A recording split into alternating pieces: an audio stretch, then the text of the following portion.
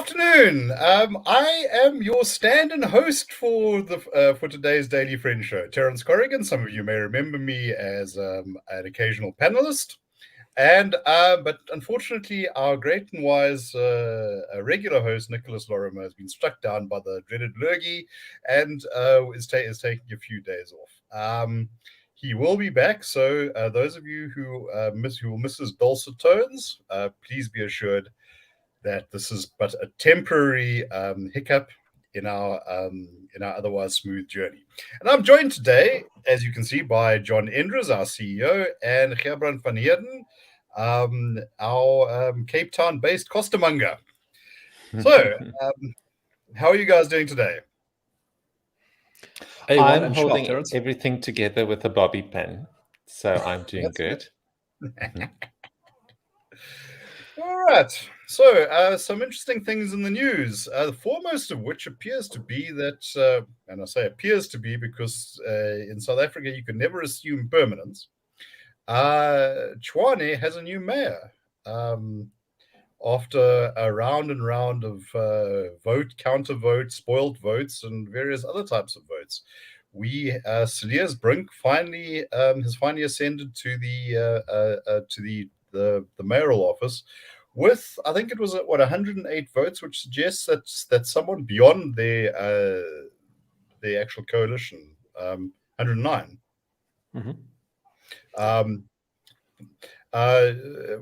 Must have thrown a vote in the arena. To quote Nicholas, John, what do you make of this? Well, Terence, I think even for us politics junkies, it has been quite hard to keep track of what was going on in Tshwane. It seemed like every day there was a new speaker, and then that speaker was out, and there would be a new mayor, and that mayor was gone. So it really has been a carousel of characters occupying the highest positions in that town council. And the question now is whether you'll see some stability returning to Tshwane. And maybe that is the case. That is one of the metros where the DA-led coalition does have a majority. So I think it has the chance at least to hold things together, hopefully, and to bring some stability to that metro, which is, of course, also South Africa's capital city, and therefore quite important. But I think that some of the instability we've seen over the recent weeks has already shown us where the shortcomings of coalition politics lie in South Africa, and which is also going to be what we need to be aware of as politicians themselves do, as we move forward into an era of coalition politics more broadly in South Africa, even at provincial level and maybe national level as well. Terence, what would let me just press you on that? What would you say are the big lessons of the downsides of coalition politics that we've seen coming out of Tshwane in recent weeks? Well, I think what we're seeing is fragility as a theme, and it is worth investigating or looking into the causes of fragility. And I think one of the causes of fragility is that we have one-person or two-person, three-person parties with just a couple of councillors on those councils who are able to swing the balance of power the one way or the other, and thereby exercise a great deal of influence despite their relatively small mandates from the voters. And the opportunity this opens up, I think, is for influence to be exerted on a very small number of people. It gives you a very long lever to exercise a lot of force by exercising not too much force on the long end of the lever. And I think that is what we've seen happening in Johannesburg, in Ekurhuleni, and Tshwane as well, that if you target the one or two councillors who might be amenable to some pressure or influence, and you manage to get them to cross to the other side, you can break up one of these coalitions quite easily. And that really is the expression of fragility that we've been seeing in these metros. Yeah, I think that there's an interesting dynamic playing out there with the use of these micro parties, particularly by the ANC, to reassert itself. It goes back to the 1990s, particularly the early 2000s, where President Mandela and particularly President Mbeki were very adept at playing favorites with the opposition. There was a sense that the ANC could confer legitimacy on its opponents. So while the National Party, or the New National Party, was in opposition in the 1990s, there'd be occasional warm mentions of the Democratic Party. They produced a Helen Suzman or whatever. When the Democratic Party overtook the New National Party, we started to discover that actually the New National Party were composed of fellow Africans, and were making a positive contribution. So this is a game with a long reach in our politics. And I think possibly, as you say, enabled by the proliferation of micro organizations. Gerbrandt, what's your take looking from afar?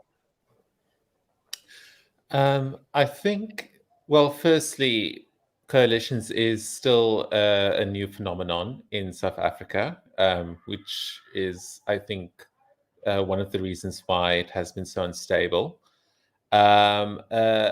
Another problem that we're sitting with is that the two main opposition parties, the Democratic Alliance and the Economic Freedom Fighters, they're so much ideologically opposed, and the DA got their fingers burnt after 2016 when they've entered into into an informal agreement with the EFF in many municipalities in the country. Right. So the DA has ruled out, going into a formal coalition with the EFF in many instances, and that, I think, forces the main opposition then, when the ANC is voted or loses their majority, drops below 50%. The DA then has to, work together with all these minor parties, these micro parties, and I think we've seen examples where the more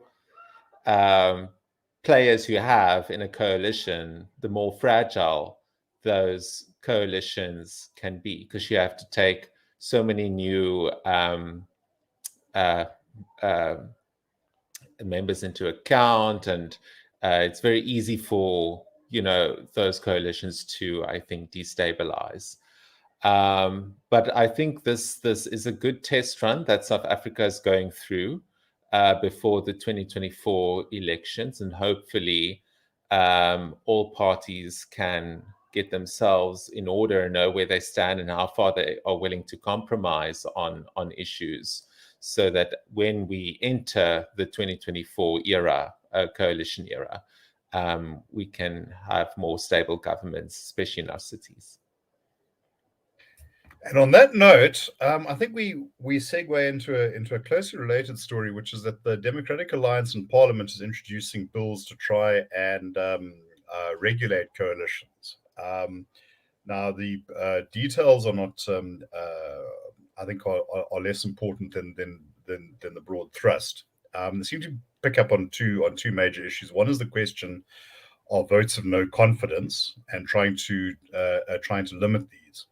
Because we've seen how they can be rolled out almost every week, if in the hope that this time you can get it right. And then the thinking is that it just reduces your municipal governance to a series of crisis managements from one week to the next, just to try and stay in power, and holding power for its own sake then becomes the goal. And the other is the question of the proliferation of these smaller or micro parties, or personality-driven parties, by raising the threshold of proportions needed to secure representation. In our national parliament, you need a quarter of a percentage point to get an MP. And we have from time to time had 3 or 4 one-man bands. In councils, it will tend to be slightly higher, but still, particularly with a proportional system that is attached to the ward-based election, you can it's skewed in such a way as to favor those small parties, and that's why Johannesburg at the moment has a mayor from a micro party, and the ANC is working coalition in Tshwane try to get a co-representative. What do we think about this trying to legislate the problem, John? So I think it's the easy conclusion is to support it and say this is a great idea. You need to keep all the small parties out to get stability in government. But I also advise caution against that, because what you will inevitably be doing is disenfranchising some voters. And it will also be leading to a consolidation of politics around only the larger parties. And you'll be excluding views as a result of that. So if South Africa had in 2019 at the national level a 5% threshold, for example, like Germany does, then there would only be 3 parties in parliament in South Africa now. And those would be the ANC, the DA, and the EFF. And so, think about that. Would that be a better parliament? Or is parliament actually better for having parties like the IFP, the Freedom Front Plus, the ACDP, COPE, etc., represented as well? So it is a bit of a double-edged sword. The effect of a threshold really depends on where you set the threshold.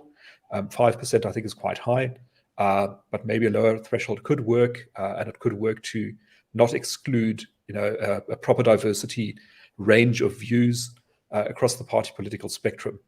But I think you do have to look at these things quite carefully. They often work out to the benefit of the larger parties and to the detriment of the smaller parties. And in a way, it is quite a nice thing to have a system as we do with proportional representation, where you really do get many, many views represented in a parliament because small parties are able to be represented. The question then becomes, if you're not really that keen on thresholds, then what other mechanisms do you have to ensure that coalitions are more stable? And we've seen a couple of them being mentioned, like, for example, binding coalition agreements. I think that's going to be quite tough as well, because lawyers being lawyers, there's always a way out, and you can't really, I think, keep people together in a coalition if they don't want to be there. So that's going to be quite tricky as well. What I'd also add to that is that ultimately the voters' preferences are really what should determine how this plays out. So if you're a voter in 2024 who votes for one of the small parties that only gets 1 seat in parliament, by 2029 you might say, well, was that really worth it? My representative might have done things that I didn't really want them to do. They went into coalition with the wrong party, or they voted on the wrong issues. They didn't have much influence. And by 2029, many of those voters who did vote for small parties might say, no, this really isn't working out for me. And I'd rather go for a party that does get 4 seats or 5 seats, which is small, but, it has a bit more substance to it. And maybe just letting it play out through the democratic mechanism is better. Terence. Right. Look, I think that coming from the DA, there's a little sort of political incongruity that they'll have to face.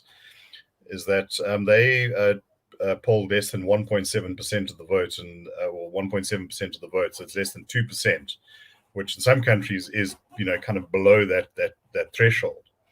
So setting things at that sort of, as you said, it all depends where you're going to set it, but there's a case to be made that at that stage they might have also been considered a micro party. 7 MPs, just 7 MPs who were particularly effective in a particular a basket of skills and understanding of parliamentary processes and how to use them. Gerbrandt, what's your take on this? Yeah, I think the problem that also arises with regards to some of the small parties is that some of them have also, been susceptible to, handing over power to a certain bigger party in order to get access to more influence or power. So what I'm saying is that it's not always the voters' the needs of the voter. That's the first thing on the mind of many of these parties. Right. So I think they're like I said before, this is a nice testing ground to see how the coalition parties are working together. I think a lot of them are showing their true colors as well as they enter into these coalitions or participate in these motion of no confidence. And I think we at least have a course correcting measure of elections. A lot of voters are keeping a close eye on what their representatives are doing at the moment. And I think some of these smaller parties will suffer maybe in 2024. Because at the end of the day, it's service delivery that suffers from these ongoing kicking out of mayors and bringing in new mayors.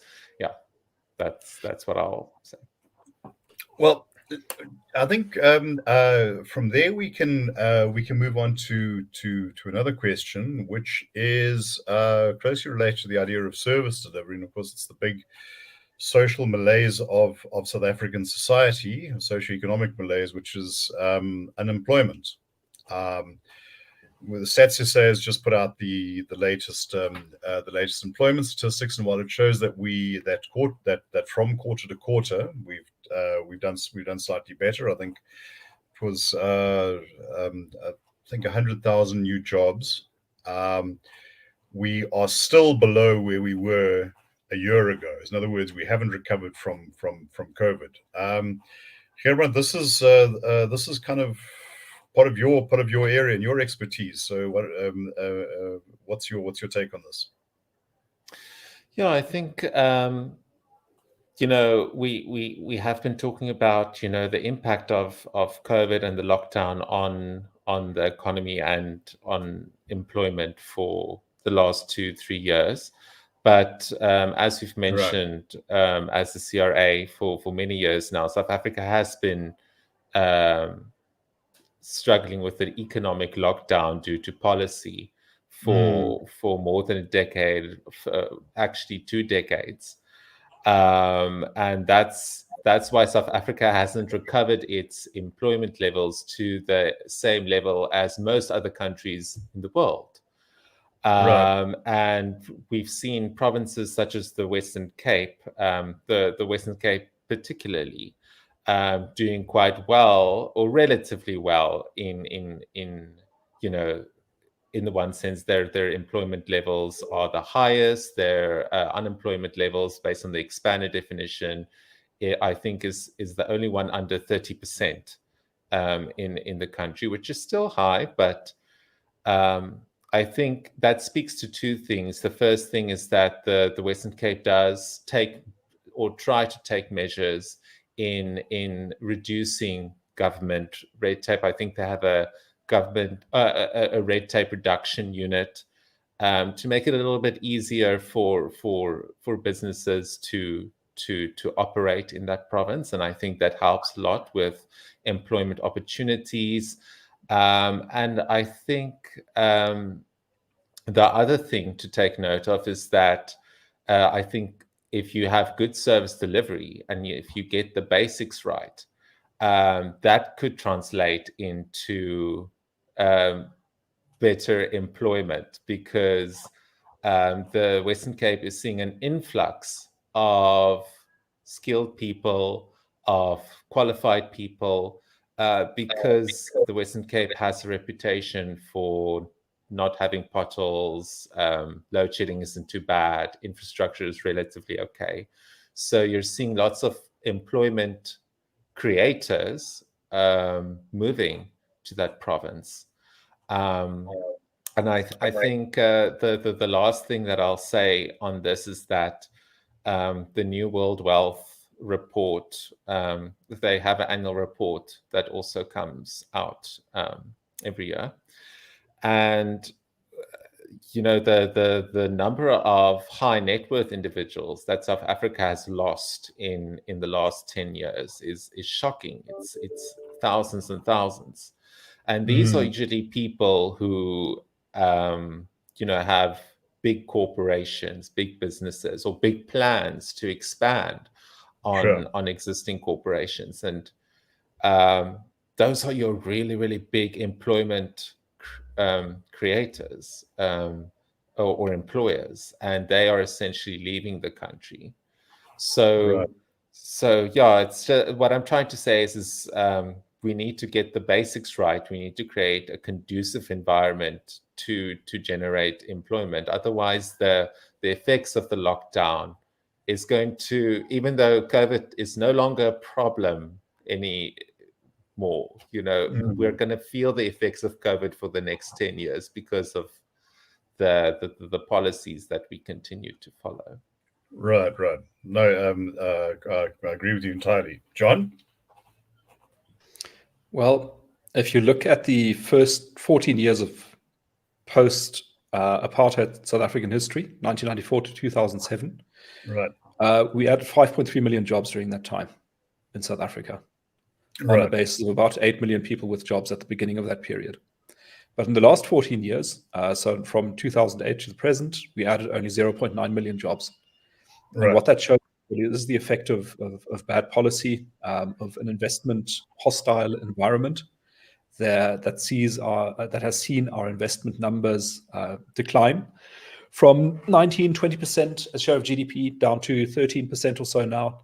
And it really is a reflection of an economy that's not growing, that's incapable of generating jobs at scale.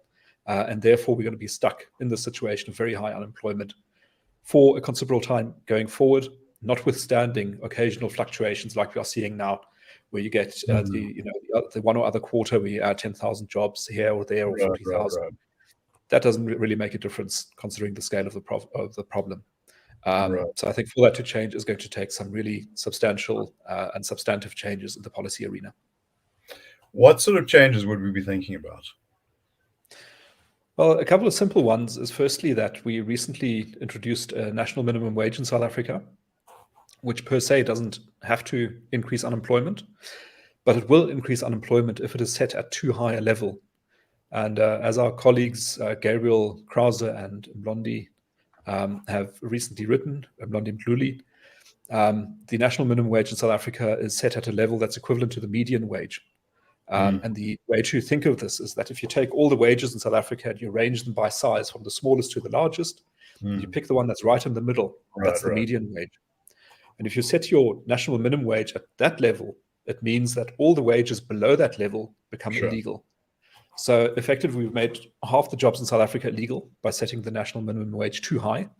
And as a matter of fact, if you look at the compliance figures for the national minimum wage, there's about a 41% non-compliance rate there, which is what you'd expect, if you set it at that sort of level. So that's one problem. And then obviously another problem is going to be your labor legislation, which is very restrictive and very interventionist in the ability of firms to hire and fire the people that they need in order to produce the goods and services that they need to produce. And that BE is an example of that, affirmative action is an example of that. Those sorts of rules are really stopping the economy from adding jobs at scale. And they need to be severely revised or even scrapped. Terence. Right. Well, now that you mentioned that, let's move on to our next item, which is the statement that we put out yesterday, or our colleague Gabriel Krause. New racial targets will not serve non-racialism, IRR cautions Ramaphosa. This is in view of something that was discussed a couple of days ago. The ANC looking to reconnect or connect, as the case may be, with white and other minority voters, while at the same time pushing for enhanced BEE, more affirmative action, etc., etc. We want to reestablish the non-racial character of the ANC, while in policy terms pushing hard in the other direction. Gerbrandt, where does that take us? Yeah, I think on the one hand, it shows that how strong ideology is still, how strong the ANC is committed to its ideological principles. Because on the one hand, the the ANC seems unwilling to learn from, international examples of Right. what the consequences can be of bad policy. I mean, when you look at Right. Malaysia, for example, Malaysia is another country which implemented affirmative action and empowerment policy. I think it was the national economic policy or the new economic Yes. policy. It was Right. called NEP, and it tried to empower Malays as against non-Malays from Chinese and Indian descent. Sure. Yeah. And that essentially led to that policy was used as a vehicle for corruption. That policy led to a high skills exodus of qualified Chinese and Indian Malays. Right. And it's the same that's happening here in South Africa. And I think, despite everything deteriorating in the country economically and even socially now, the government is still, continuing with that. And Right. it's something that's, I think that we're not going to see the ANC really deflect from, no matter how bad things get. Interesting on the Malaysia point. When I spent some time in Taiwan in the early 2000s, I remember the first time I read a newspaper there, which was one of the local English language papers, carried a lot of content from around that part of the world. I realized, first of all, how little South Africa knew about Asia. And secondly, there was an article about the situation with the kind of ethnic politics in Malaysia, and a prominent Malay politician was saying, we've been doing this for a generation now. It's 30 years, and basically, despite all these advantages, we haven't really rearranged things. It's created incentives for ethnic Malays to kind of ride on the back of the Chinese. There was actually quite a large Malaysian Chinese community living in Taiwan because they could get Chinese language education, which is very difficult in Malaysia. And they simply thought that their prospects to be entrepreneurial and succeed were far better. John, what do you have to say? Well, our press release was specifically about the Employment Equity Amendment Bill, Right. which is a law that empowers the Labour Minister to set binding racial targets for private companies above a certain size, which can vary by industry and by region. So it would allow the Labour Minister to say, for example, that all call centres in the Western Cape must have 60% coloured representation, 30% black, 10% or 5% white, 5% Indian, whereas auto manufacturing in Gauteng, in the south of Gauteng, must have 75% black, etc., etc. You get the picture. Yeah. On pain of really draconian punishments, enough to drive businesses out of business. And that is, in the kind of economy that we've got, that's an absolutely insane idea. The effect is going to be terrible. It won't create jobs. It won't create growth. It'll scare investors off. And it's going to make everything worse, which is the reason why the IRR has been so adamant in writing to the president, on whose desk this piece of legislation currently lies, awaiting his signature, urging him not to sign this. It is a really bad idea to sign it, and probably also unconstitutional in several ways. He should send it back to the National Assembly for revision and reconsideration, because it's very bad legislation. Terence. Yeah, well, I'm sure that I hope that we are not vindicated by bad experiences going forward. But I think that's pretty much what we have time for today. So, any last words from you gentlemen? Well, we covered a couple of bases today. What I really find interesting, maybe just going back to the coalition politics, is a point that I think we missed, is that some of the larger coalition partners were also subject to defections from within their ranks. Right. And what I found very interesting to observe was to see the kind of corrective action those parties took. And that is actually an encouraging sign, where these parties say, we actually want our councillors, in this case, to be on board and not to betray the coalition. And if they do betray the coalition, we'll try to find out who it was, and we will actually replace you, because this is not acceptable behavior. So that's quite a good thing. And I think also we're going to need open voting in council in future, because secret ballots are what allows these kinds of defections to happen. And it's probably not a good idea to have secret votes on these kinds of matters. Kerry? I think I have nothing more to add. I think John has concluded this show quite eloquently. So yes. And I'm just gonna channel my inner Jordan Peterson, as I do on occasion, and say that when it comes to when it comes to some of these things we're talking about, it's a really bad idea. Yes. And with that, I wish our loyal viewers all the best, and we'll see you soon again. Bye, everyone.